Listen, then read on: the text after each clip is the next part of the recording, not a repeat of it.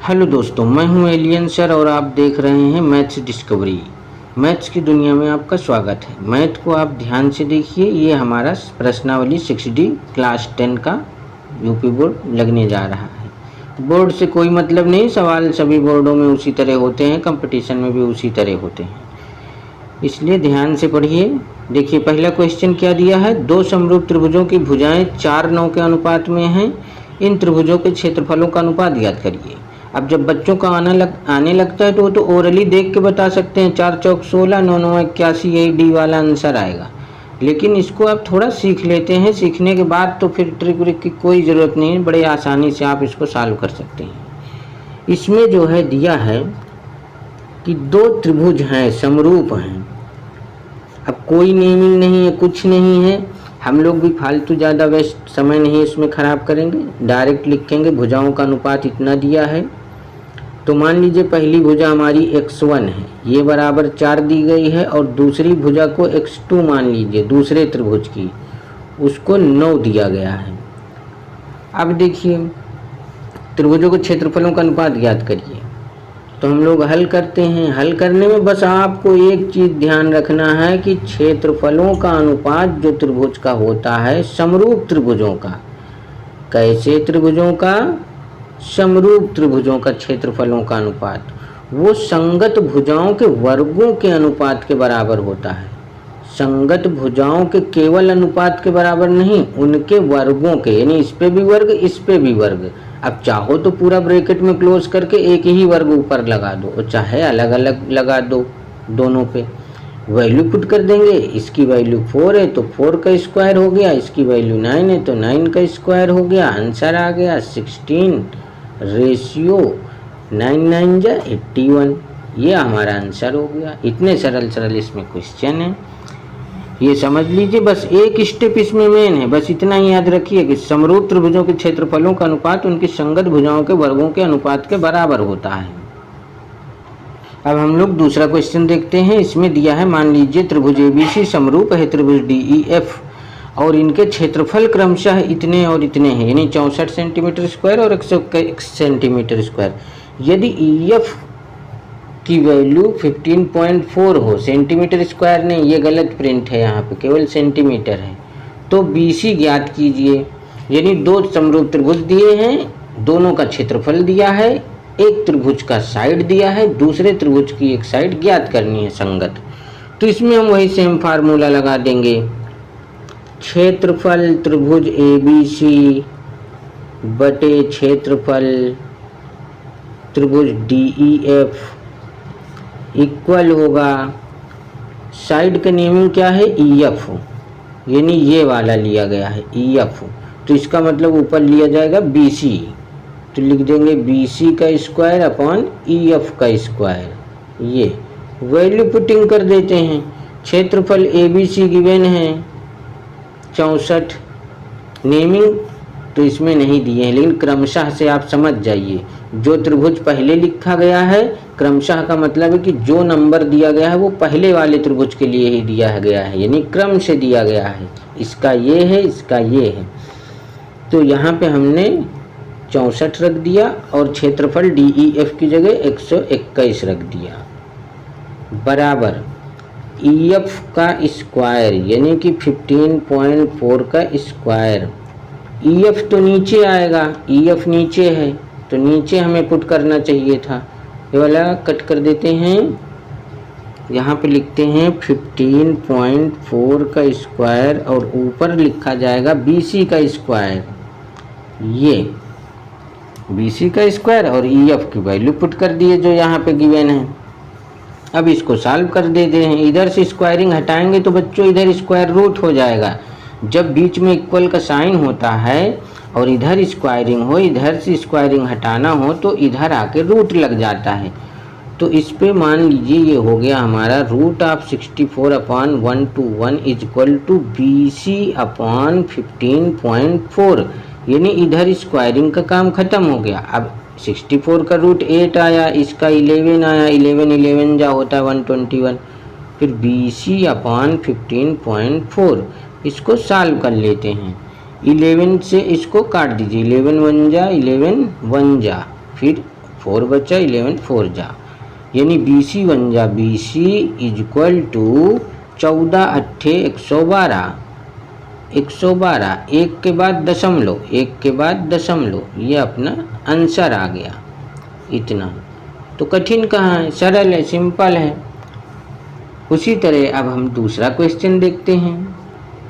इस क्वेश्चन में दिया है त्रिभुज ABC और त्रिभुज PQR दो समरूप त्रिभुजों में शीर्ष A से भुजा BC पर डाला गया लंब 4 सेंटीमीटर तथा शीर्ष P से भुजा QR पर डाला गया लंब 8 सेंटीमीटर हो तो त्रिभुज ABC तथा त्रिभुज PQR के क्षेत्रफलों का अनुपात ज्ञात कीजिए। इस बार दो त्रिभुज दिए गए हैं जो कि समरूप हैं, ये लिखा है कि समरूप हैं, यहाँ पे भुजाओं की लंबाइयाँ दी गई हैं और क्षेत्रफलों का अनुपात ज्ञात करना है। अगर देखा जाए तो पहले तो हम त्रिभुज बना लेते हैं। त्रिभुज चित्र बना लेने से सवाल बहुत इजी लगने लगता है। मान लीजिए ये हमारा त्रिभुज ABC हो गया और ये वाला त्रिभुज PQR हो गया। ये अब इसमें साफ साफ दिया है कि A से BC पे लंब डाला गया है। A से BC पे हम लंब डाल देंगे यानी परपेंडिकुलर। इसकी डिस्टेंस दिया है, लेंथ की दी गई है 4 सेंटीमीटर। इसकी नेमिंग कर देते हैं AD और P से भुजा QR पे लंब डाला गया है, इससे इस पे लंब डाला गया है, इसकी नेमिंग PS कर देते हैं क्योंकि D और S का इसमें कोई जिक्र नहीं है, इसलिए आप आज़ाद हैं, इसका कोई भी नेमिंग कर सकते हैं। यहाँ MN कुछ भी रख लीजिए। इसकी लंबाई 8 सेंटीमीटर दी गई है क्वेश्चन में, यानी क्वेश्चन को ही ध्यान से पढ़ना होता है। आधा से ज़्यादा सोल्यूशन तो सिर्फ क्वेश्चन खुद होता है। अब इसमें हमें दोनों त्रिभुजों के क्षेत्रफलों का अनुपात बताना है। तो हम इसमें क्या करेंगे कि ये त्रिभुज ABC और PQR तो समरूप दिया ही है, ये लिखा हुआ है कि समरूप त्रिभुज हैं। तो हम लिखेंगे area of triangle ABC upon area of triangle PQR बराबर होगा इनकी संगत भुजाओं के वर्गों के अनुपात के बराबर है। यानी चाहे AB square upon PQ square लिखिए, चाहे BC स्क्वायर अपॉन QR लिखिए, चाहे तीनों लिख दीजिए, हम एक को लिखे दे रहे हैं। तो मान लीजिए हमने लिख दिया BC अपॉन QR, इसी को मान लीजिए, यानी AB को ही मान लीजिए। किसी को भी आप मान के लगाएंगे सवाल हल हो जाएगा, बस इतना जानिए, सवाल हल जरूर होगा। आप मेथड चाहे जो पकड़ेंगे। ये इतना तो फार्मूला हो गया। हम बता दिए हैं कि सिमिलर ट्रायंगल के एरिया का रेशियो संगत भुजाओं के वर्गों के अनुपात के बराबर होता है, वर्ग लगा दिए। अब इसमें हम लोग ये देखेंगे कि इसको और इसको, आधे आधे त्रिभुज को, इधर वाले को और इधर वाले को समरूप सिद्ध कर दे रहे हैं। देखिए इससे हमें क्या फ़ायदा मिलेगा।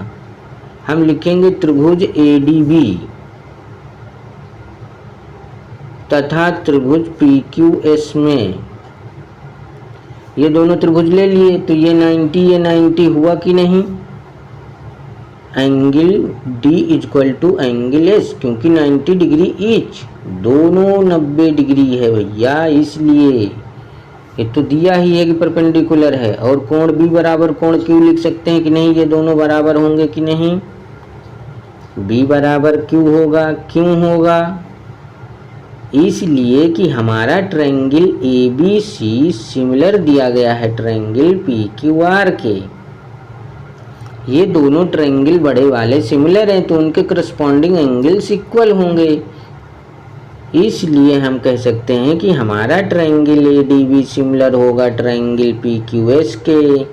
नियम कौन सा लगा, AA यानी एंगल कोण कह सकते हैं।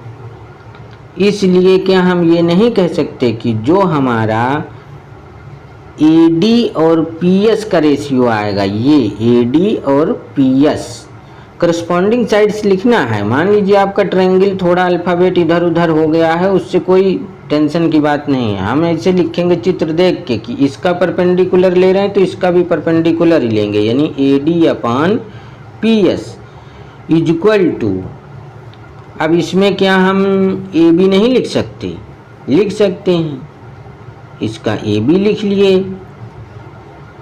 और इसका कौन सा आएगा PQ, यानी हमने AB लिया तो इसका PQ आ जाएगा। परंतु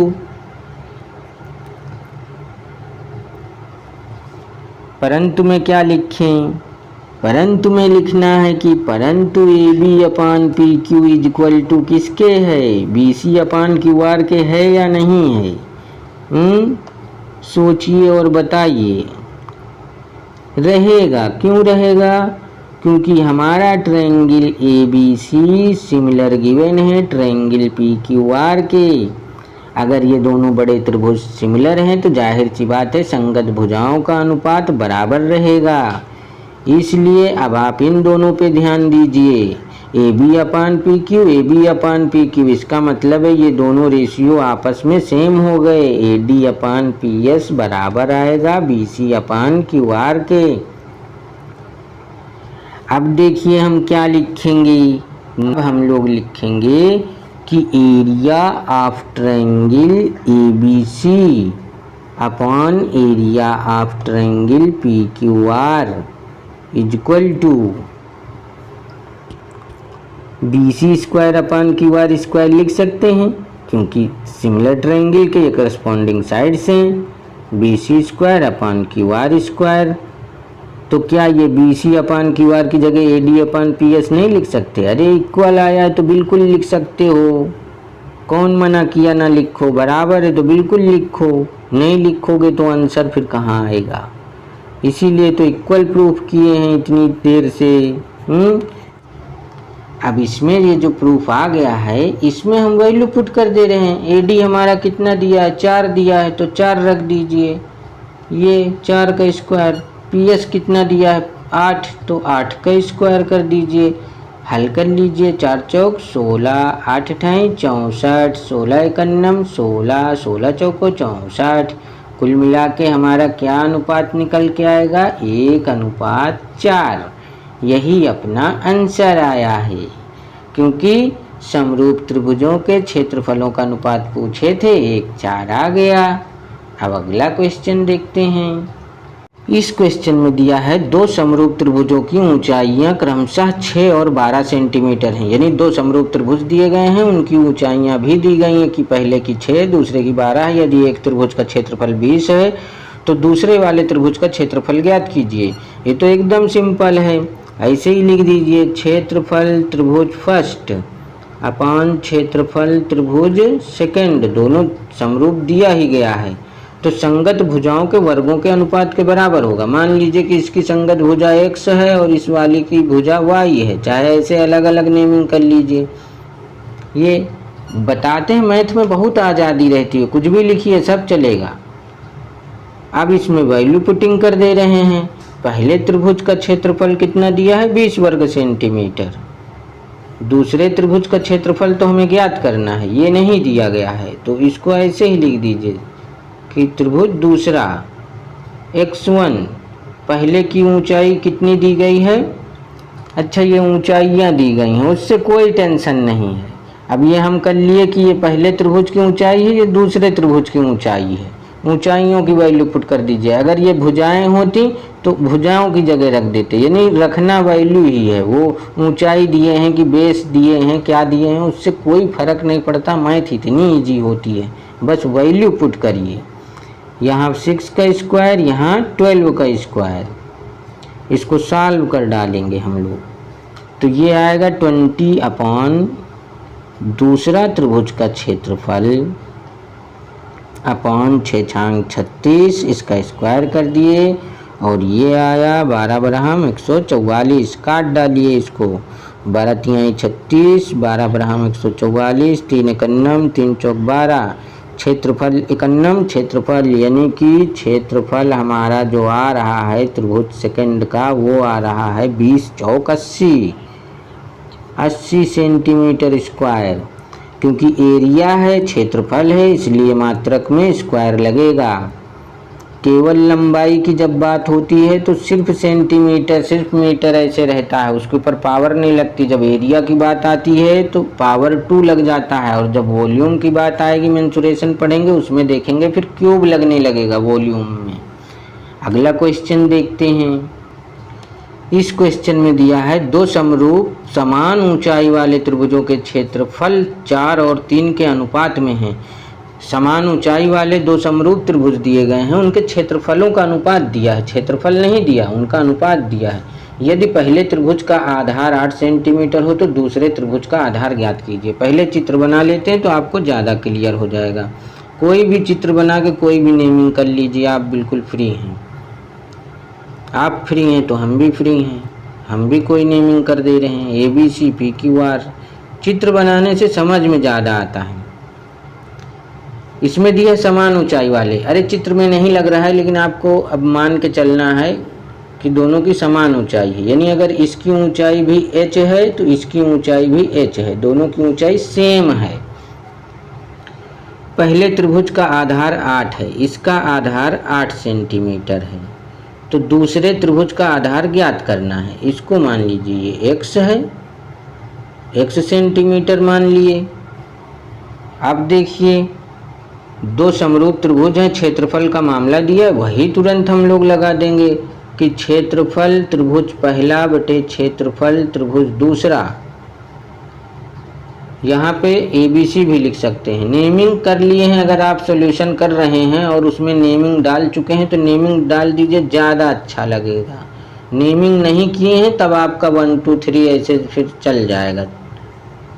PQR बराबर हाफ बेस इंटू हाइट, आपने सुना ही होगा त्रिभुजों का क्षेत्रफल। जब इसमें लंब दिया है, लंब की बात आ गई है तो हाफ बेस इंटू हाइट से निकाल दीजिए।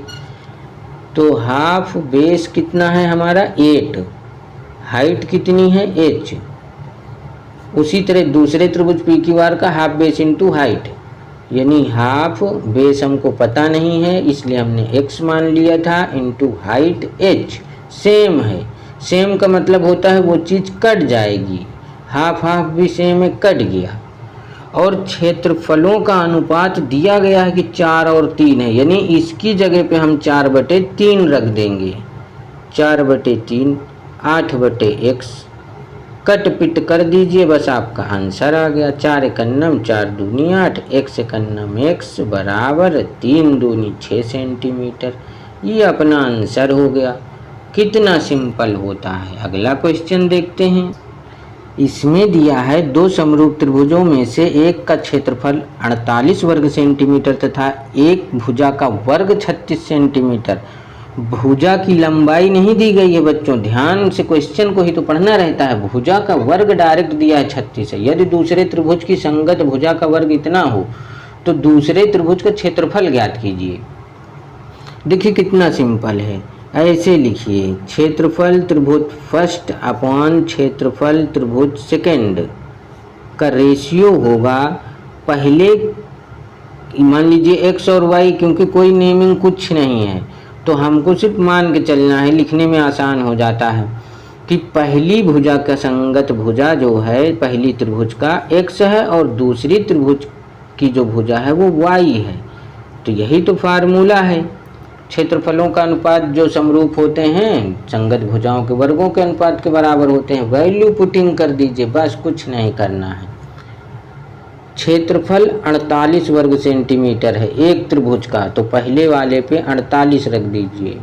दूसरे वाले त्रिभुज का क्षेत्रफल ज्ञात कीजिए, लिखा है तो इसको तो ज्ञात करना है। क्षेत्रफल त्रिभुज 2 यानी ट्रायंगल 2, पहली भुजा का वर्ग 36, तो भुजा का वर्ग ही डायरेक्ट 36 गिवन है। अब यहाँ पे हमको इसके ऊपर वर्ग लगाने की जरूरत नहीं पड़ेगी क्योंकि वर्ग ही दिया है कि 36 वर्ग सेंटीमीटर है।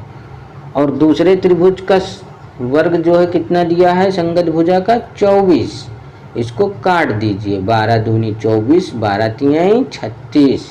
अब चाहो तो इसको ऐसे इधर काट दो, 3 एकन्नम 3, 3 एकन्नम 3 छंग 18, तो क्षेत्रफल एकन्नम ये इधर क्षेत्रफल आ गया, लिख दीजिए चाहे।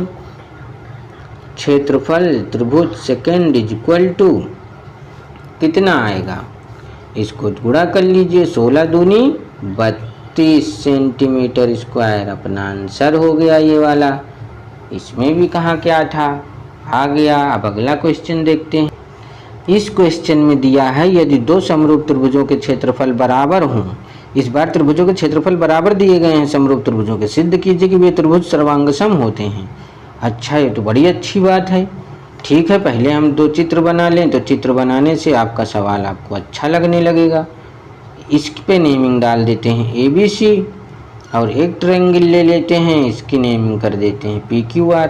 अब छोटा ना बनाए, नहीं तो फिर सर्वांग सिद्ध करना है, अच्छा नहीं लगेगा। इसी के लगभग बराबर का बना देते हैं, क्योंकि सर्वांग सिद्ध करना है, थोड़ा 19-20 देखने में भी लगे उस तो ज़्यादा सही रहता है।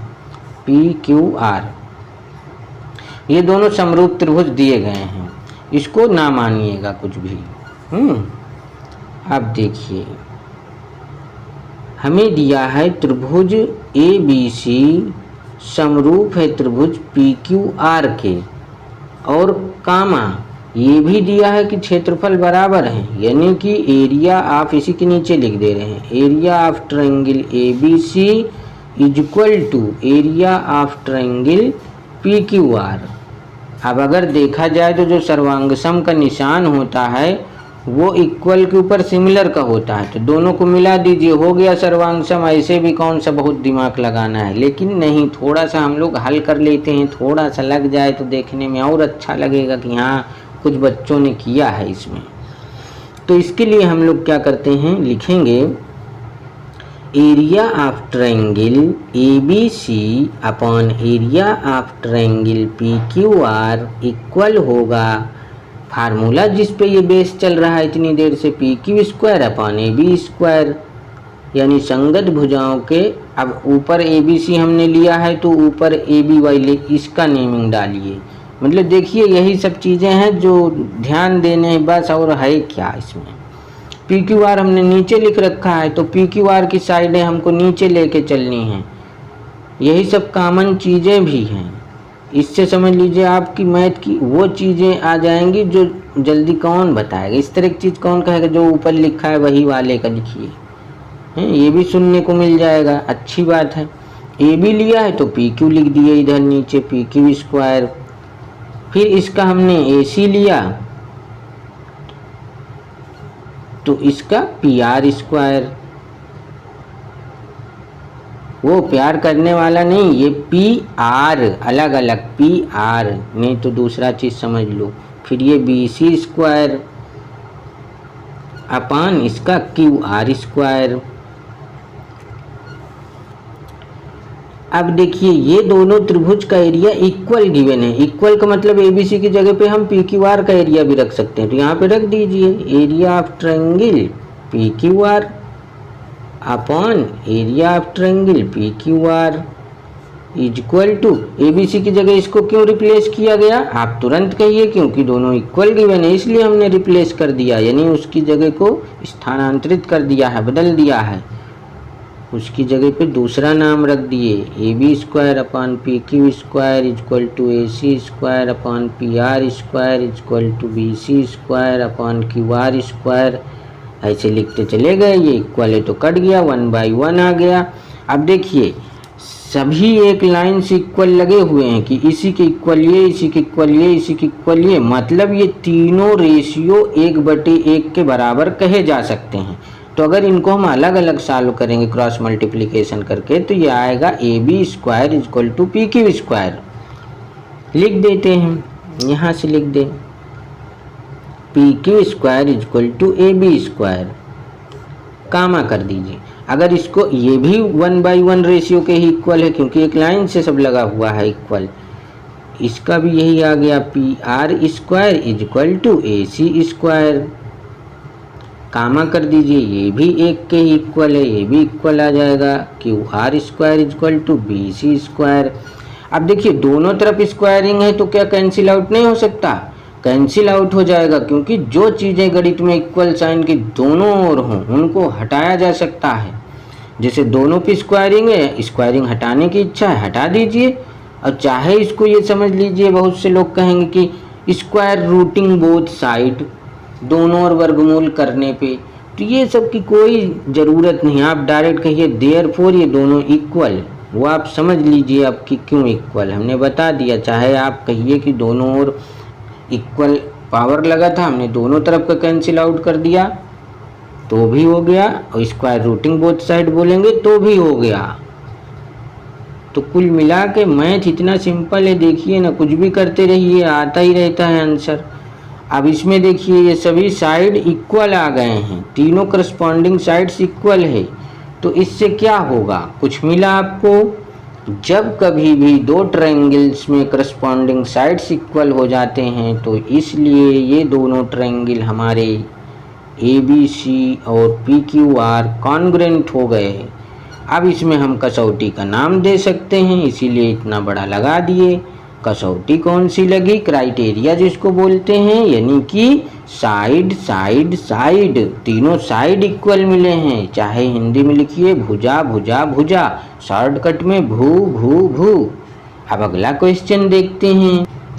इस क्वेश्चन में सिद्ध कीजिए, दिया है कि सिद्ध कीजिए कि एक वर्ग की किसी भुजा पर बनाए गए समबाहु त्रिभुज का क्षेत्रफल उसी वर्ग के एक विकर्ण पर बनाए गए समबाहु त्रिभुज के क्षेत्रफल का आधा होता है। इसको सॉल्व करना बहुत सिंपल होता है। इसके लिए पहले हम लोग चित्र बना लेते हैं। वर्ग की बात की गई है तो पहले एक आप वर्ग बना लीजिए। ये हमारा एक वर्ग हो गया। वर्ग आप जानते होंगे कि किसको कहते हैं, चारों भुजाएं बराबर भी होती हैं और चारों कोण भी बराबर होते हैं 90-90 डिग्री के। तो ये हमारा स्क्वायर हो गया। अब इसमें प्रूफ ये करना है कि एक भुजा पर, कोई भी एक भुजा ले लीजिए, चार भुजाएं किसी भी भुजा पर समबाहु त्रिभुज बनाइए। समबाहु त्रिभुज नीचे बना देते हैं, ये बनाइए चाहे जिस पे आंसर सबसे निकलेगा। ये ना सोचिएगा कि इस पे बनाए तभी निकला। और फिगर भी आप चाहे जिधर को बना देंगे बोर्ड वाले, या कोई काटेंगे नहीं, आपको सिर्फ त्रिभुज बनाना है एक साइड पे चाहे जिधर। ये समबाहु त्रिभुज है, मतलब जितनी इसकी भुजा की लंबाई है वही ये दोनों भुजाएं भी होंगी, तभी तो ये समबाहु त्रिभुज हो गया, तीनों भुजाएं बराबर। अब भुजाओं की लंबाई मान लीजिए x है, तो जाहिर सी बात है कि इस त्रिभुज की तीनों भुजाओं की लंबाई x है, इसका भी कुछ ना कुछ क्षेत्रफल होगा। अभी देखते हैं क्या होगा। प्रूफ करना है कि एक वर्ग की किसी भुजा पर बनाए गए समबाहु त्रिभुज का क्षेत्रफल उसी वर्ग के, यानी इसी वर्ग पे, दूसरा वर्ग ना बनाइए, इसी वर्ग के एक विकर्ण पर बनाए गए समबाहु त्रिभुज के क्षेत्रफल का आधा होता है। अब इसमें एक हम विकर्ण ले लेंगे। विकर्ण दो हैं, एक ऐसे है एक ऐसे है, तो चाहे जिस पे बना दीजिए। अब देखिए चित्र में भी बच्चे चाहे इधर को बना दें तो भी सही है, इधर को बना दें तो भी सही है, लेकिन ऐसा बनाइए कि ज़्यादा गंदा भी ना लगने पाए क्वेश्चन, मतलब फिगर ज़्यादा कंजस्टेड न महसूस हो। ये जितना लंबा है उतनी ही लंबाई लेके समरूप त्रिभुज बनाने हैं। समरूप त्रिभुज है कि समबाहु त्रिभुज है? समबाहु त्रिभुज है। तो क्या समबाहु त्रिभुज दोनों समरूप नहीं होंगे? वो तो रहेंगे ही, दोनों ही समबाहु हैं। समबाहु का मतलब होता है इसकी भी तीनों कोण 60 डिग्री और इसके भी तीनों कोण 60 डिग्री, तो जाहिर सी बात है कि ये दोनों कोण समरूप रहेंगे। अब इसमें बात आती है कि ये कितना रहेगा। जिनको डायरेक्ट पता है कि जितना भी भुजा की लंबाई होती है, जितनी भी, उसका जस्ट वर्गमूल 2 गुना होता है विकर्ण की लंबाई। डायरेक्ट जिसको याद है उसको तो बहुत बढ़िया है। ये वर्गमूल 2x है तो इसकी तीनों भुजाएं वर्गमूल 2x रहेंगी, क्योंकि ये दोनों बराबर है। इधर के लिए ये भी वर्गमूल 2x रहेगी, ये भी वर्गमूल 2x रहेगी। अब देखिए हम क्या करेंगे कि हम लिखेंगे, नेमिंग कर दें तो आपको और अच्छा लगेगा फिर देखने में। ABCD अपने स्क्वायर की नेमिंग कर ले रहे हैं और PQ इसकी नेमिंग रख दे रहे हैं शीर्ष की। तो एरिया ऑफ, पहले ऐसे लिख दीजिए, एरिया बाद में लिखिए। पहले भी लिख देंगे तो गलत नहीं हो जाता कि वो स्टेप हम पहले लिख दिए तो गलत हो गया। ट्रायंगल ABP सिमिलर रहेगा ट्रायंगल ACQ। पहले सिमिलरिटी की बात बता देते हैं। क्यों रहेगा? क्योंकि दोनों समबाहु त्रिभुज हैं, और समबाहु का मतलब क्या है? दोनों में प्रत्येक कोण 90 डिग्री है। दोनों में प्रत्येक कोण 90 रहेगा कि 60 डिग्री रहेगा? 60 डिग्री रहेगा। दोनों में प्रत्येक कोण 60 डिग्री के हैं। 60 60 60, तभी तो क्षेत्र 18 180 कंप्लीट भी हो गया और तीनों कोण भी बराबर हो गए। तो जब दोनों के तीनों कोण मैच करेंगे, इसके भी 60 60 ही रहेंगे तीनों कोण, तो मतलब है कि कोण कोण कोण नियम से ये दोनों समरूप हो गए। रीजन में हम लिख सकते हैं कसौटी में AAA। ये अब हम लिखेंगे जब समरूप हो गया तो समरूप त्रिभुजों में होता है कि क्षेत्रफल ABP ये अपान क्षेत्रफल ACQ बराबर संगत भुजाओं के वर्गों के अनुपात के बराबर होता है समरूप त्रिभुजों के क्षेत्रफल का अनुपात। तो पहले हमने ABP लिख रखा है, ABP ये है, तो इसकी संगत भुजा कोई भी ले लीजिए, x है, x का स्क्वायर। इसकी संगत भुजा आप ले लीजिए ACQ की, तो इसकी संगत भुजा हमारी वर्गमूल 2x है, वर्गमूल 2x, इसकी स्क्वायरिंग कर दे रहे हैं। अब देखिए ये x स्क्वायर हो गया, ये वर्गमूल 2 का स्क्वायर कितना आएगा, 2 आएगा। वर्गमूल और स्क्वायर एक दूसरे को कैंसिल कर देते हैं और x पे स्क्वायर लग गया, x स्क्वायर ऊपर नीचे कैंसिल आउट हो गया। अब यहाँ से लिखेंगे क्षेत्रफल त्रिभुज ABP इज इक्वल टू, ये इधर क्रॉस मल्टीप्लिकेशन में चला जाएगा और ये 1/2 लिखा है तो इसको 1/2 लिख दीजिए, इधर लिख दीजिए क्षेत्रफल त्रिभुज ACQ। जो प्रूफ करना था वो हमारा प्रूफ आ चुका है कि जो ABP भुजा पे बनाया गया था त्रिभुज, उसका क्षेत्रफल आधा आ चुका है विकर्ण पे बनाए गए समबाहु त्रिभुज के बराबर। बहुत सिंपल है, इसको जीके के तौर पे भी एक दूसरे से पूछा जा सकता है छोटा छोटा कि भाई मौखिक ही बताइए, ओरली बता लेंगे आप, इतने तेज हैं। इस क्वेश्चन में हमें सिद्ध करना है कि दो समरूप त्रिभुजों के क्षेत्रफलों का अनुपात इनकी संगत माध्यिकाओं के अनुपात का वर्ग होता है। अभी तक जैसे हम लोग यूज करते चले आ रहे हैं ना लगातार कि दो समरूप त्रिभुजों के क्षेत्रफल का अनुपात इनकी संगत भुजाओं के वर्गों के अनुपात के बराबर होता है, तो इन्होंने भुजाओं का नाम हटा के माध्यिकाओं कर दिया। तो इसको तो हम प्रूफ कर देंगे, भुजा भी प्रूफ हो जाती है, सब कुछ प्रूफ हो जाता है। क्वेश्चन रहेगा जहाँ आएगा हम प्रूफ कर देंगे। तो आप ये भी जान लीजिए कि माध्यिकाओं का ही नहीं, यहाँ पे जो है लंब हो सकता है यानी ऊंचाई जिसको कहते हैं, और कोण का समद्विभाजक भी हो सकता है। सबके वर्ग का अनुपात होता है त्रिभुजों, समरूप त्रिभुजों के क्षेत्रफल का अनुपात। तो माध्यिका के ऊपर क्वेश्चन है, माध्यिका के ऊपर देखिए हम प्रूफ करके दिखाते हैं आपको। इसमें पहले दो त्रिभुज बना लेते हैं। त्रिभुज बना लेने से आपके आंखों में इसका सॉल्यूशन बैठने लगेगा बिल्कुल, कि आप देख के भी बहुत कुछ सीख जाएंगे। एक त्रिभुज ABC हो गया और एक त्रिभुज हम इधर बना लेते हैं PQR। ये हमारा त्रिभुज PQR हो गया। अब PQR में क्या है और इसमें क्या है, संगत माध्यिकाएं। एक माध्यिका तो कम से कम खींच लीजिए प्रूफ करने के लिए। माध्यिका का मतलब ऐसे मध्य बिंदु पे मिलाया जाता है जो भुजा को दो बराबर भागों में काटे। ये AD नेमिंग कर लीजिए, इधर से ले आइए माध्यिका बीचों बीच, इसकी S कर दीजिए, इसने भी दो बराबर पार्टों में काटा। तो हमें प्रूफ करना है कि ये दोनों जो समरूप त्रिभुज हैं ये गिवन है, तो दिया है लिख दे रहे हैं, हम लोगों को दिया है तो लिख देते हैं। दिया है कि त्रिभुज ABC समरूप है त्रिभुज PQR के,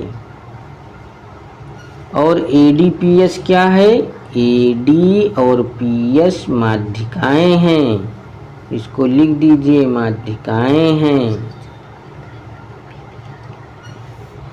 सिद्ध क्या करना है, सिद्ध करना है कि area of triangle ABC upon area of triangle PQR equal होगा AD square upon PS square, यानी माध्यिका के वर्गों के अनुपात के बराबर होगा। ये प्रूफ करना है। इतना सरल प्रूफ। चलिए ठीक है, उपपत्ति करते हैं। उपपत्ति में हम ये करेंगे कि दोनों तो समरूप दिया है ना रे भाई, तो हम क्या लिख सकते हैं कि AB अपॉन PQ संगत भुजाओं का अनुपात बराबर होगा। क्यों बराबर होगा, क्योंकि दोनों समरूप दिया है, इसलिए AC upon PR equal to BC upon QR।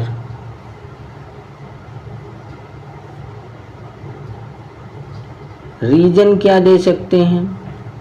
Reason यही दे सकते हैं कि हमारा त्रिभुज ABC जो है वो समरूप दिया गया है त्रिभुज PQR के। यही रीजन हो गया अपना। अब देखिए हम लोग क्या करेंगे, क्या हम BC को दुगना BD नहीं कह सकते, QR को दुगना QS नहीं कह सकते, क्योंकि बीचों बीच में आधा आधा काटा है। जैसे मान लीजिए पूरा 10 सेंटीमीटर है तो 5 इधर हो गया 5 इधर हो गया, तो क्या हम पूरे को 5 का दुगना नहीं कह सकते, 5 दूनी 10। ये तो कॉमन सेंस की बात है। बच्चे हैं आप लोग, आपको तो खुद ही सब ये पता है, मैं तो सिर्फ थोड़ा सा बता दे रहा हूँ, बाकी तो समझदार आप ही हैं।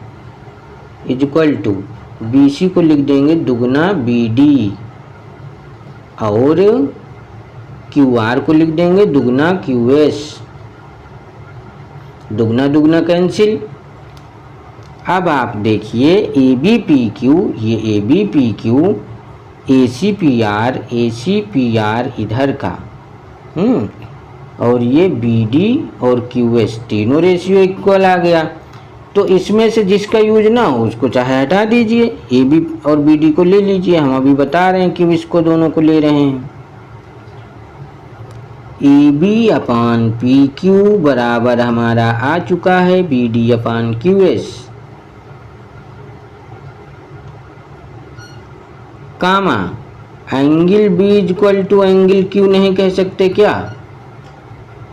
अरे क्योंकि ये दोनों ट्रायंगल समरूप दिए गए हैं, इसलिए ये बराबर होगा। आपको भी पता है लेकिन बोले नहीं। ABC समरूप दिया है ट्रायंगल PQR के, इसलिए दोनों कोण बराबर है। अब देखिए ये किस त्रिभुज की भुजाएं और कोण है, जरा ध्यान दीजिए चित्र में। चित्र का ही तो काम है। ABPQ ये हो गया, BDQS ये हो गया, कोण ये हो गया। अब अगर इतना इतना त्रिभुज हम देखें तो इसमें दो भुजाओं का अनुपात और बीच का ये कोण बराबर आ चुका है। इसका मतलब है ये आधा इधर का त्रिभुज आधा इधर का, दोनों समरूप हो चुके हैं। कौन से नियम से? इसलिए त्रिभुज ABD समरूप हो चुका है त्रिभुज PQS के। ये वाला त्रिभुज ये वाले त्रिभुज के समरूप हो गया है। यही दोनों कंडीशन मिलने से, दो भुजाओं का अनुपात और कोण, इसका मतलब भुजा कोण भुजा, भू को भू, SAS ऐसे भी कह सकते हैं। अब जब दोनों समरूप हैं तो हम क्या लिख सकते हैं? AB और PQ का रेशियो है, ये दोनों समरूप हो चुके हैं तो इनका रेशियो इक्वल हो जाएगा, यानी AB upon PQ is equal to AD upon PS। AD upon PS, क्योंकि ये दोनों समरूप हो गए तो संगत भुजाओं का अनुपात बराबर होगा। परंतु हम लोगों को पता है, क्या पता है, कि जो त्रिभुज पूरा ABC और PQR समरूप दिया गया है, क्वेश्चन में ही दिया है, तो इनके जो है क्षेत्रफल का अनुपात क्या लिख सकते हैं कि area of triangle ABC upon area of triangle PQR equal होगा AB square upon PQ square. इसी फार्मूले पे तो ये एक्सरसाइज चल रही है कि समरूप त्रिभुजों के क्षेत्रफल का अनुपात जो है बराबर होता है संगत भुजाओं के वर्गों के अनुपात के बराबर। तो ये तो सिंपल सी बात है, पहली ही बात है। अब हम AB अपान PQ को, ये देखिए AD अपान PS की इक्वल प्रूफ कर चुके हैं, तो AB अपान PQ की जगह AD अपान PS रिप्लेस करने में क्या दिक्कत है? कोई दिक्कत नहीं है। तो बराबर इसको लिख दीजिए AD अपान PS स्क्वायर हो गया। AB अपान PQ की जगह इसको रिप्लेस कर सकते हैं, यानी इसका रेशियो इसके स्क्वायर के रेशियो के इक्वल आ गया। अब या करके चाहे और सुंदर से लिख दीजिए लास्ट में, या area of triangle ABC upon area of triangle PQR equal उनकी माध्यिकाओं के वर्गों के अनुपात के बराबर। प्रूफ हो गया। ये तो इसमें कुछ नहीं रहता बच्चों, बस आप थोड़ा मन में हल्का से इसको देखिए। ये जो हमारा त्रिभुज ABC और PQR समरूप दिया है, तो इनका अनुपात वगैरह कोण वगैरह सब पहले से दिया रहता है। समरूप का मतलब आपको सब कुछ दिया गया है, बस हमको ये लाना रहता है कि अगर माध्यिका के अनुपात के बराबर लाना है तो किसी तरीके से हम भुजा का अनुपात शो कर दें इसके। तो चाहे कभी भी कोण समद्विभाजक बोलें या कुछ भी बोलें, आपका काम रहेगा इन दोनों आधों को सिमिलर प्रूफ करना। जब आधे सिमिलर हो जाएंगे तो भुजाओं के अनुपात के बराबर ये आ जाएगा, इधर माध्यिका रहे, लंब रहे या कोण समद्विभाजक रहे, ये चीज़ आ जाएगी। फिर यहाँ से हम इसी में रिप्लेस कर देते हैं, बस तुरंत आ जाता है। आप भी कर लेंगे। इस क्वेश्चन में देखिए क्या दिया है, त्रिभुज ACB तथा APQ समरूप हैं। ये दोनों त्रिभुज समरूप हैं, चलो ठीक है। BC की लंबाई दी है 8, PQ 4, BA 6.5, AP 2.8। तो CA तथा AQ का मान ज्ञात कीजिए। बहुत सिंपल सवाल है, सारे बच्चे सॉल्व कर लेंगे, हमको पता है। चलिए ठीक है, हम लोग ये 10वां क्वेश्चन कर रहे हैं। पहले चित्र बना लेते हैं। ये हमने चित्र बना लिया, ऐसे किया, ऐसे किया, ऐसे किया, ऐसे किया, चित्र बन के तैयार हो गया अपना डमरू वाला। यहाँ नेमिंग कर दिए ABCPQ। अब देखिए, जब चित्र दिया रहता है क्वेश्चन में तो हमको वही चित्र बनाना चाहिए उसी तरीके से मिलता जुलता, और नेमिंग तो बिल्कुल सेम टू सेम रहनी चाहिए, नहीं क्वेश्चन सॉल्व नहीं होता है। फिर क्वेश्चन में जब चित्र नहीं दिया रहता है तो अपने मर्जी से खूब बनाने में मज़ा आता है। त्रिभुज ACB दोनों ही समरूप दिए गए हैं, ये और ये त्रिभुज। BC 8 है तो BC पे लिख दीजिए 8, तो बार बार क्वेश्चन नहीं पढ़ना पड़ेगा। PQ 4 दिया है तो PQ की जगह पे हम लोग 4 लिख दे रहे हैं। फिर BH 6.5 दिया है, ये वाला 6.5 दिया है। और AP 2.8 है, AP ये है हमारा 2.8। CA इसकी वैल्यू और इसकी वैल्यू फाइंड आउट करनी है। तो ठीक है, इन्होंने जो दिया है वही लिख दे रहे हैं। इन्होंने दिया है कि ट्रायंगल ACB सिमिलर है ट्रायंगल APQ के, इसलिए क्या होगा, संगत भुजाओं का अनुपात बराबर होगा। समरूप है तो होगा ही होगा तीनों भुजाओं का। अब जैसे इसका हमने लिया AC तो इसका होगा AP, AC/AP इक्वल टू, फिर इसका BC तो इसका PQ, चाहे CB लिख दीजिए चाहे BC, वो वही रहता है, दोनों अल्फ़ाबेट सेम है। अब इसमें AB तो इसमें AQ, AB/AQ, ये सिमिलर है इसलिए ये रेशियो इक्वल रहेगा। वैल्यू पुटिंग करके सॉल्व कर दीजिए आप, तुरंत आपका आंसर आ जाएगा। देखिए कैसे, AC की वैल्यू कितनी है नहीं पता, यही तो निकालनी है, तो ऐसे ही लिख दीजिए। AP कितना दिया है 2.8, इसको रख दीजिए। BC कितना दिया है, BC इधर है 8 दिया है। PQ कितना है, PQ 4 दिया है, यहाँ 4 रख दीजिए, बराबर AB हमारा 6.5 है, 6.5 रख दिए। AQ ये निकालना है, ये नहीं दिया है, इसको ऐसे ही रख दे रहे हैं, इसको काट दीजिए। 4 एकन्नम 4 दूनी 8। अब देखिए, इसमें सिर्फ नंबर है, अल्फ़ाबेट वाला नहीं आया, तो इस वालों को एक बार इसके साथ सॉल्व कर लीजिए, ये निकल आएगा। और इसी अल्फ़ाबेट वालों को एक बार ये बिना अल्फ़ाबेट वालों को इस अल्फ़ाबेट वाले के साथ इधर सॉल्व कर लेंगे, इधर AQ की वैल्यू आ जाएगी। तो चाहे लाइन खींच के ऐसे कर लीजिए, AC/2.8 इक्वल टू 2/1, एक ये बन गया और एक इधर बना लीजिए 6.5/AQ इक्वल टू 2/1, 2/1 दोनों तरफ, क्योंकि एक लाइन से रेशियो इक्वल लगा हुआ है ना, तो ये इक्वल ही रहेगा। अब देखिए इसका कैलकुलेशन आप कर लेंगे, हमें पता है, लेकिन फिर भी हम कर दे रहे हैं।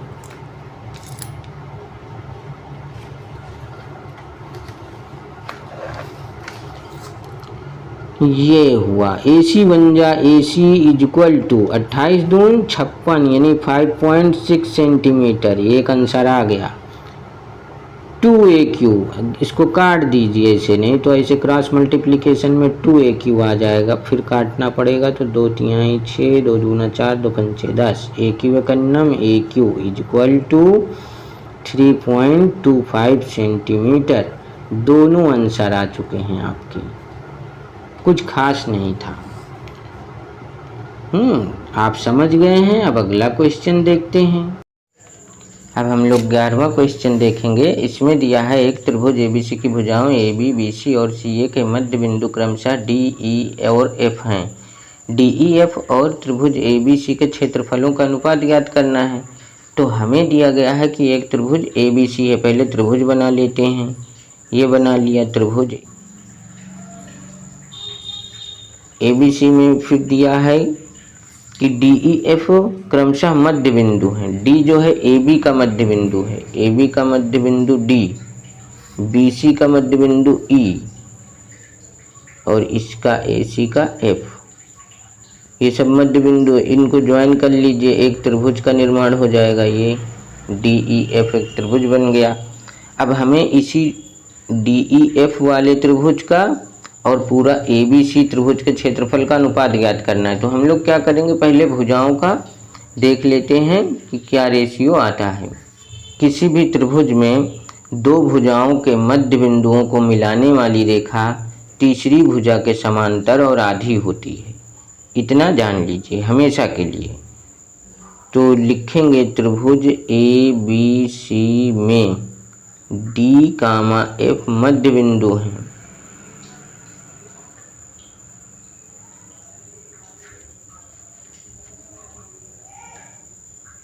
इसलिए हमारा जो DF होगा वो समांतर भी होगा BC के और DF आधा होगा BC के। ये जब प्रूफ करने के लिए आएगा तो प्रूफ भी कर देंगे, लेकिन यहाँ पे ये चीज़ तो प्रूफ करने के लिए है नहीं। यहाँ पे हमारा क्वेश्चन सॉल्व करना है। तो ये चीज़ जैसे अगर जिसको पता है तो वो भी तुरंत सॉल्व कर लेगा। हमें पता है वही मैं आपको बता रहा हूँ कि आपको भी पता हो जाए। डायरेक्ट यूज करिए, जब क्वेश्चन ही आ जाए कि ये चीज़ प्रूफ करिए तो प्रूफ का हम सवाल कर देंगे। त्रिभुज ABC में अब ये रहेगा इसके समांतर और आधा। उसी तरीके से ये DE भी AC के समांतर और आधा। इसी प्रकार लिख दीजिए, बस बार बार लिखने की क्या ज़रूरत है। इसी प्रकार हमारा जो DE होगा वो पैरेलल होगा AC के और DE बराबर होगा आधा AC के। इस AC का ये हाफ भी रहता है, तथा ये जो हमारा EF है ये पैरेलल रहेगा इसके AB के और EF बराबर रहेगा आधा AB के। अब देखिए हम क्या कह सकते हैं। इसलिए अगर देखा जाए तो DF अपान BC, DF अपान BC, अगर इस BC को इधर लेते आएंगे तो यहाँ तो इनटू में है तो अपान में आ जाएगा, इधर कितना बचेगा 1/2। उसी तरह इसमें भी DE अपान AC कर देते हैं, DE अपान AC, तो इक्वल टू ये कितना बचेगा, ये भी 1/2 बचेगा। इसी तरह इसमें EF अपान AB कर देंगे, EF अपान AB, तो ये भी 1/2 बचा। यानी कि सभी तो 1/2 के बराबर हैं। तो कहने का मतलब ये जो छोटा वाला त्रिभुज और बड़े वाले त्रिभुज की भुजाओं का जो अनुपात आ रहा है वो सब बराबर आ रहा है 1/2 के। इसलिए हम कह सकते हैं कि हमारा त्रिभुज DEF समरूप है त्रिभुज ABC के। नियम कौन सा लगा, तीनों साइड्स का रेशियो इक्वल है तो इसको भुजा भुजा भुजा, साइड साइड साइड। इसलिए हम क्या कह सकते हैं कि जो क्षेत्रफल होगा त्रिभुज DEF का और क्षेत्रफल त्रिभुज ABC, यानी दोनों समरूप त्रिभुजों के क्षेत्रफलों का अनुपात, हम लोगों ने इसी एक्सरसाइज की शुरुआत की थी कि क्षेत्रफलों का अनुपात संगत भुजाओं के वर्गों के अनुपात के बराबर होता है। तो ये 3 संगत भुजाओं के अनुपात हैं, इनमें से कोई भी एक ले लीजिए चाहे जिसको, मान लीजिए हमने लिख दिया DF/BC के वर्ग के बराबर होगा, तो ये तो वैल्यू हमको मिली है। DF/BC कितना है 1/2, तो 1/2 का स्क्वायरिंग कर लीजिए, कितना आया 1/4। तो हमारा आंसर आ गया कि क्षेत्रफलों का अनुपात ज्ञात कीजिए, तो आंसर हमारा आ गया 1:4। ये सवाल हो गया। अब अगला क्वेश्चन देखते हैं। इसमें दिया है किसी समलंब चतुर्भुज ABCD में AB पैरेलल DC है यदि AED त्रिभुज और त्रिभुज BEC समरूप हैं, जहां बिंदु E विकर्णों का कटान बिंदु है, सिद्ध कीजिए कि AD बराबर BC। तो पहले हम ट्रेपीजियम समलंब चतुर्भुज, इसकी नेमिंग कर दे रहे हैं ABCD। अब इसमें दिया गया है कि AB पैरेलल DC, AB और DC पैरेलल है, ये दोनों पैरेलल हैं आपस में। E कटान बिंदु है, एक विकर्ण ये हो गया, एक विकर्ण ये हो गया, इसका कटान बिंदु E है। ये दोनों त्रिभुज समरूप दिए गए हैं, AED और ये BEC, ये दोनों समरूप दिए गए हैं। तो सिद्ध करना है कि ये AD और BC बराबर होंगे। तो ठीक है, इसको हम बराबर कर सकते हैं। पहले लिख देते हैं दिया है में हम लोग क्वेश्चन में देख रहे हैं AB और DC पैरेलल दिया है, फिर कामा दोनों को समरूप दिया है, त्रिभुज AED सिमिलर है ट्रायंगल BEC के, और सिद्ध करना है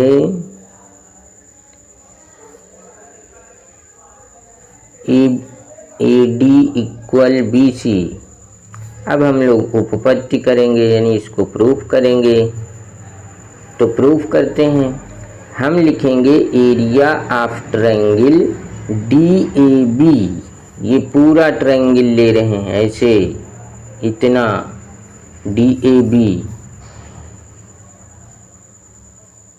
बराबर रहेगा एरिया ऑफ ट्रायंगल CBA, यानी ये वाला ट्रायंगल पूरा ऐसे, इतना, इधर का इतना और इधर का इतना, ये दोनों इक्वल रहेंगे। क्यों इक्वल रहेंगे? एक चीज़ बताए थे, याद हो किसी को तो रिमाइंड करके याद कर ले, नहीं तो अभी हम बता दे रहे हैं। CBA, क्योंकि रीजन में हम लोग लिखेंगे दोनों त्रिभुज समान आधार, दोनों त्रिभुज एक ही बेस पे बने हुए हैं, AB पे, समान आधार AB पर तथा समान समांतर रेखा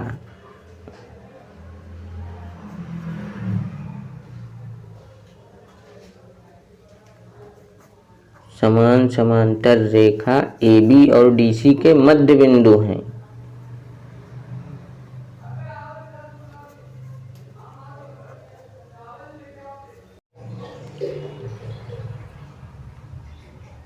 के मध्य स्थित है। देखिए, हमने बताया था कि जब दो समांतर रेखाओं के बीच और समान आधार पे दो त्रिभुज बने हुए हों तो दोनों का क्षेत्रफल बराबर रहता है, बराबर है। हम क्या करेंगे कि AEB त्रिभुज, ये जो बीच वाला त्रिभुज है, ये इसको दोनों पार्ट से, दोनों त्रिभुज से सब्ट्रैक्ट कर देंगे, घटा देंगे। जैसे इस वाले से भी इसको घटा देंगे और इस वाले से भी इसको घटा देंगे। तो घटाएंगे तो ये बच जाएगा। लिख देते हैं घटाने पर।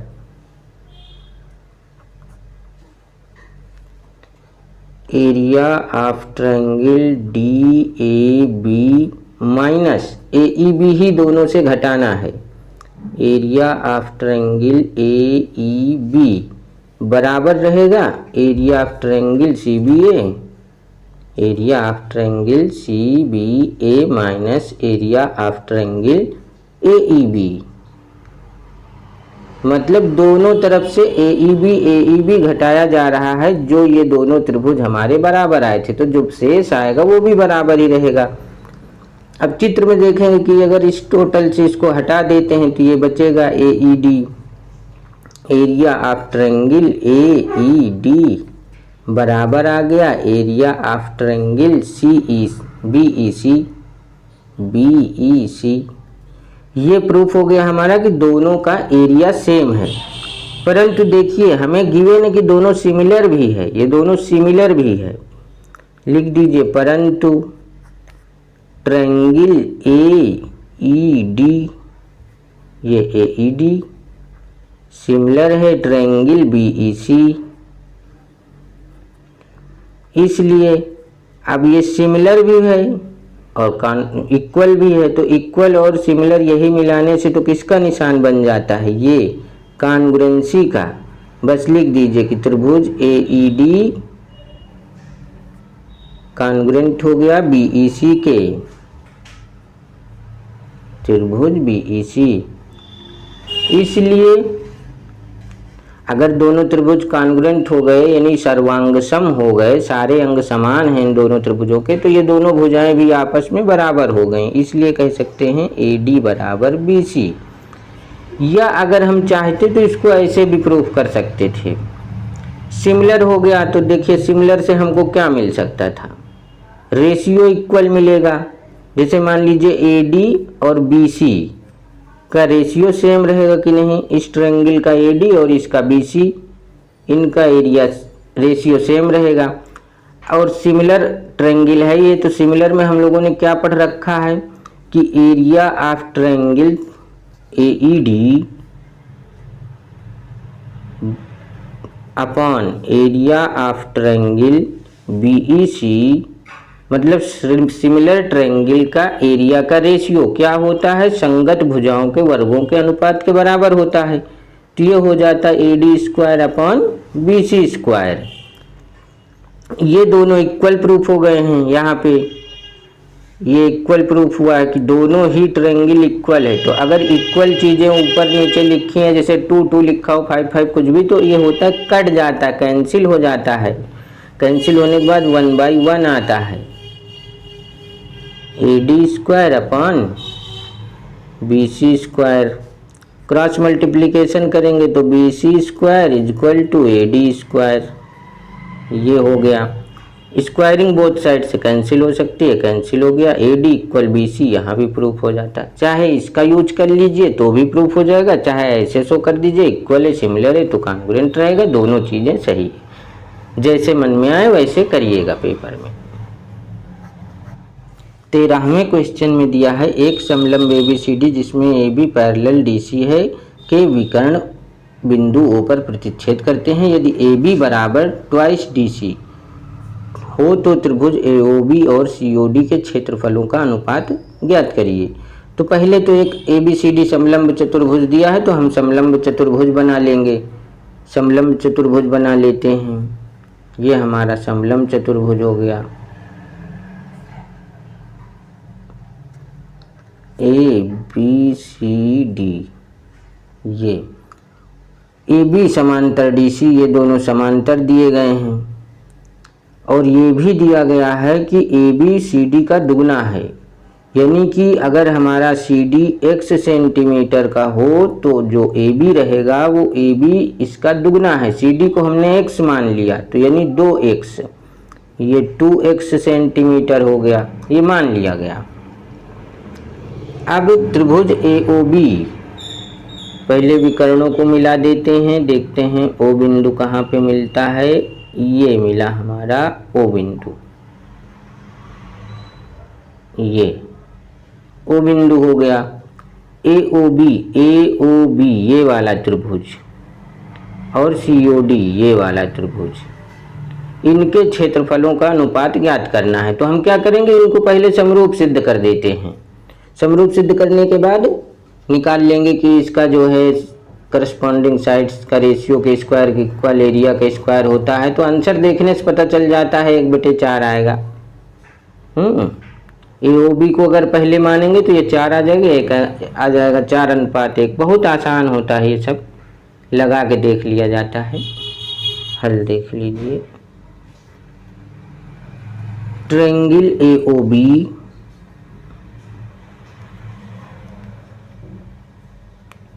तथा ट्रायंगल COD में। इन दोनों ट्रायंगल में देखें तो ये एंगल और ये एंगल क्या होंगे, एंगल 1 कर दे रहे हैं, इसको 2 कर दे रहे हैं। एंगल 1 इक्वल एंगल 2 है और एंगल 3 इक्वल एंगल 4 है। 3 4 कहाँ मान लें, यहाँ मान लेते हैं। ये क्यों इक्वल हैं? क्योंकि ये और ये समांतर दिया है, ये ट्रांसवर्सल लाइन है, इसे काट रहे तो ये एकांतर कोण बन रहे हैं दोनों। ये सब एकांतर कोण हैं, एकांतर कोण की वजह से बराबर है। अब देखिए दो कोण बराबर मिल गए दो त्रिभुज में, तो हम कह सकते हैं कि हमारा त्रिभुज AOB समरूप है त्रिभुज COD के। नियम लगा एंगल एंगल यानी कोण कोण। इसलिए हमने अभी इस एक्सरसाइज में यही शुरुआत ही की है कि अगर दो सिमिलर ट्रायंगल हैं तो उनका एरिया का ratio AOB upon area of triangle COD बराबर होगा संगत भुजाओं के वर्गों का अनुपात, यानी कि AB square upon CD square. ये इस ट्रायंगल का AB और CD साइड दो ले लीजिए, दो का ही काम है, ज़्यादा का नहीं। जिसका पूछा गया है दिया है उसी का यूज कर लीजिए। अब हम देखिए AB को लिख सकते हैं 2x और CD को x लिख सकते हैं। स्क्वायरिंग कर दीजिए, आया कितना 4x स्क्वायर बटे x स्क्वायर। ये कट गया, जब कट गया तो यहाँ नीचे 1 बचेगा, यानी हमारा आंसर आया 4:1। यही अपना आंसर है। 14वें सवाल में दिया है त्रिभुज ABC में बिंदु D तथा E भुजा AB तथा AC के क्रमशः मध्य बिंदु हैं। सिद्ध कीजिए कि त्रिभुज ADE और त्रिभुज ABC समरूप हैं। बस इतना दिया गया है। तो पहले हम त्रिभुज ABC बना लेते हैं। ये हम बना लिए त्रिभुज ABC।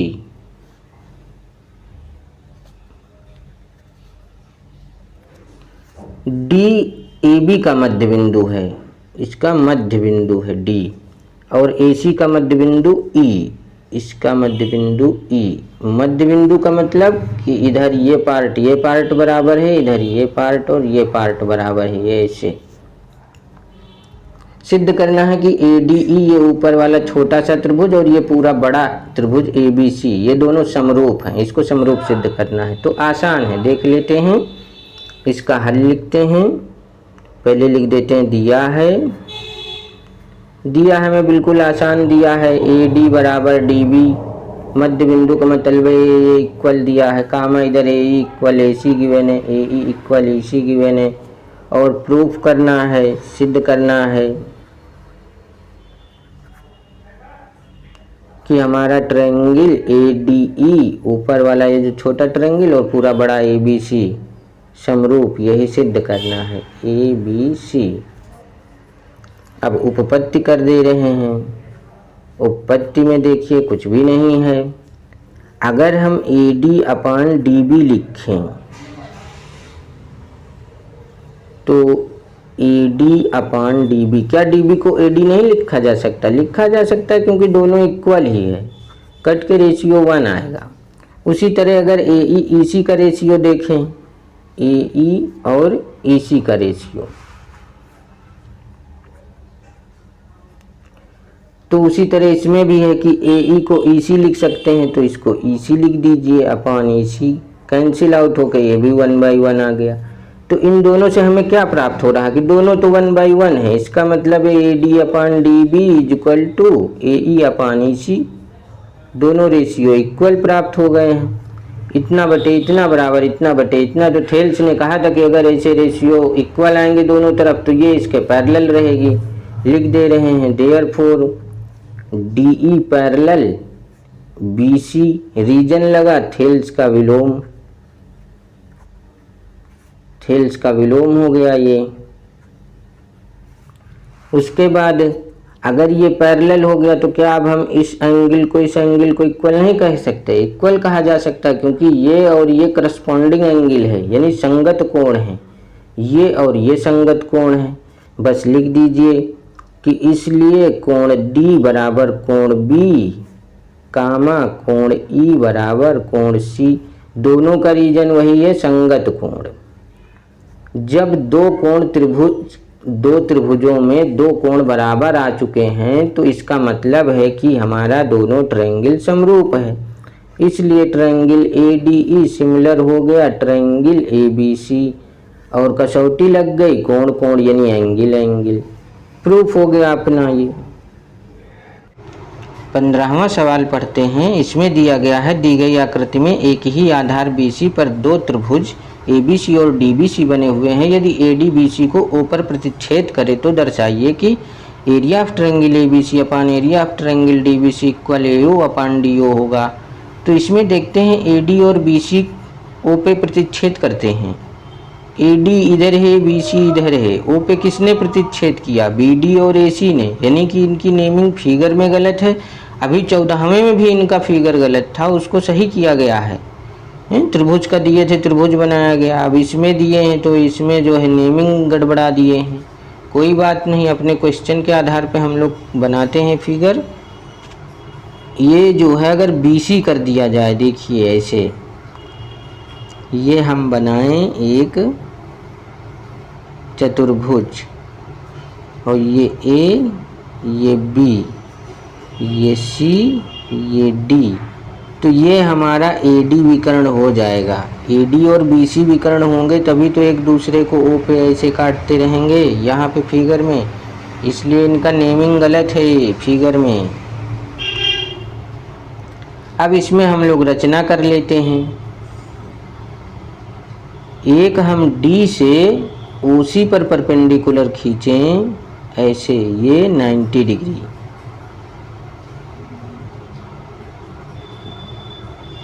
और A से भी BC पर ही खींचें 90 डिग्री BC पर। नेमिंग कर लेते हैं AM और इधर DN। अब त्रिभुज ले लेते हैं अपना, इन दोनों को हम लोग पहले समरूप सिद्ध कर लेंगे, फिर सिद्ध होने लगेगा। तो लिखते हैं त्रिभुज AOM तथा त्रिभुज DON में एंगल M एंगल N 90-90, दोनों 90-90 डिग्री है, 90 डिग्री ईच यानी प्रत्येक, और एंगल 1 इक्वल टू एंगल 2, ये शीर्षाभिमुख कोण है। एंगल 1 इक्वल टू एंगल 2 शीर्षाभिमुख कोण लिख देंगे। शीर्षा का ऐसे लिखा जाता है, शीर्षाभिमुख कोण। संभाल के लिखिएगा, हम जल्दी जल्दी इसमें जो है बताने में। शीर्षाभिमुख कोण हो गया। अब देखिए दो ट्रायंगल जब इक्वल आ गए, दो ट्रायंगलों में दो एंगल इक्वल आ रहे हैं तो हम इनको सिमिलर कह सकते हैं। यानी हमारा ट्रायंगल AOM सिमिलर हो गया है ट्रायंगल DON के। जब ये दोनों सिमिलर हो गए तो हम कह सकते हैं कि जो AM और DN का रेशियो होगा, यानी परपेंडिकुलर का AM रेशियो DN, वही रेशियो हमारा इक्वल होगा AO और DO का। इतना हो गया। अब हम क्या करेंगे, जो हमें प्रूफ में करना था एरिया वाला सिस्टम, इसको लिखते हैं।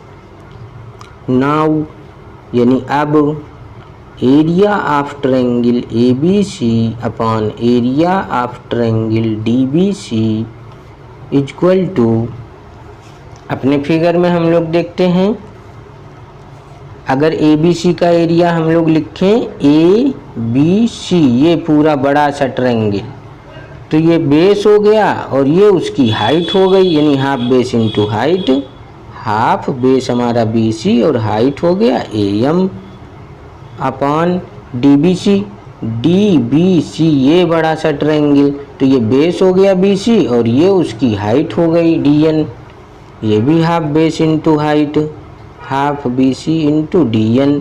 हाफ BC कैंसिल हो गया, AM अपॉन DN आ गया।